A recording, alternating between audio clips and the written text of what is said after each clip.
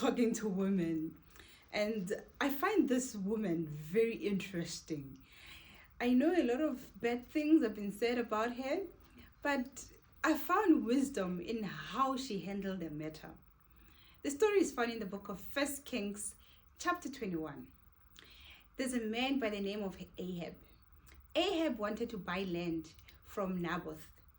And then Naboth refused to sell him the land. He says, no, I'm not going to sell you this land because this is an inheritance for me. He says, okay, if you don't sell me the land, can I at least move you somewhere else? Because Ahab was a king, he had contacts and he had authority.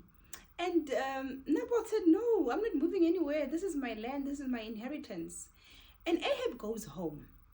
When he gets home, he's so grumpy. He's frustrated. He's sad. He doesn't even want to eat. And he had a wife. Wives, you must always find out what is wrong with your husbands.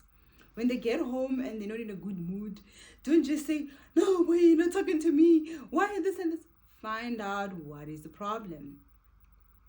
His wife was called Jezebel, very wise woman. And she goes like, babe, why are you like this? I don't know you like this. You're so grumpy. You don't even want to eat. What's wrong? And Ahab narrates the story to the wife. And then when he narrates the story to the wife, I like what she did to this woman. When you find time, please read the whole chapter, 1 Kings chapter 21. What she does, she reminds her husband who he is. She says, excuse me, you are so stressed out forgetting who you are. You're a king, you're a commander, you're an authority. You can command anything, you can dictate anyone. Who is this Naboth who even has the audacity to can say no to you? That's a wife reminding her husband who he is. It's not an ego issue. It is just making sure that you remind your spouse whom he is. He is your leader. He is the brain behind your family. He takes decisions and God has put him there in authority. She reminded him, as if that was not enough. She conspired. It's very wrong. But for the fact that the husband had a vision, the husband wanted to achieve something and he was unable to, she says, I will take my role as a wife and I will make sure that my husband gets what he wants. She conspired, she writes a letter, and then she put his stamp, his signature, and she distributed, and then she made a lie. She came up with a lie to say Naboth has done something and then stone him. Well, the story ends that they ended up killing him because of the influence of the husband. And then while he was still there, she gets the news that Naboth is dead. She's like, hubby, no more crying. Guess what? Naboth is dead.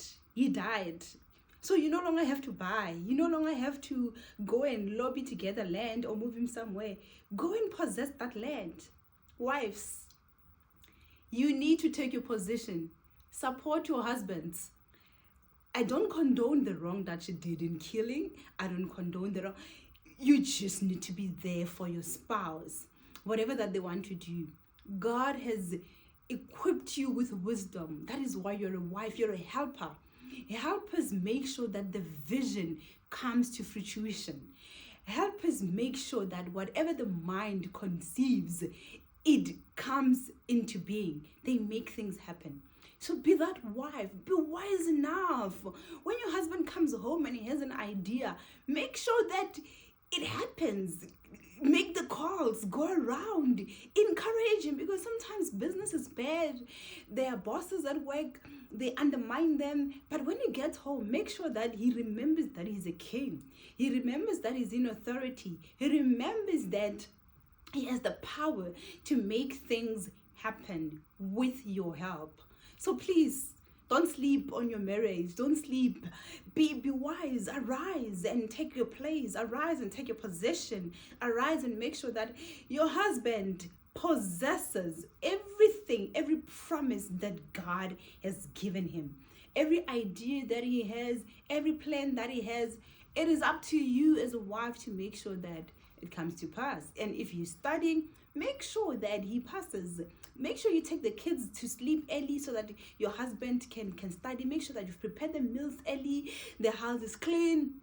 We just have to do the most simplest things, because men are not that complicated. Perhaps it's us who make sure that their lives are miserable. But I would say, be a Jezebel in your marriage and make sure that it works all to the glory of God. God bless you, and may the Lord ensure that your marriage is a happy place. It's a beautiful place because of your presence as a wife. Stay blessed.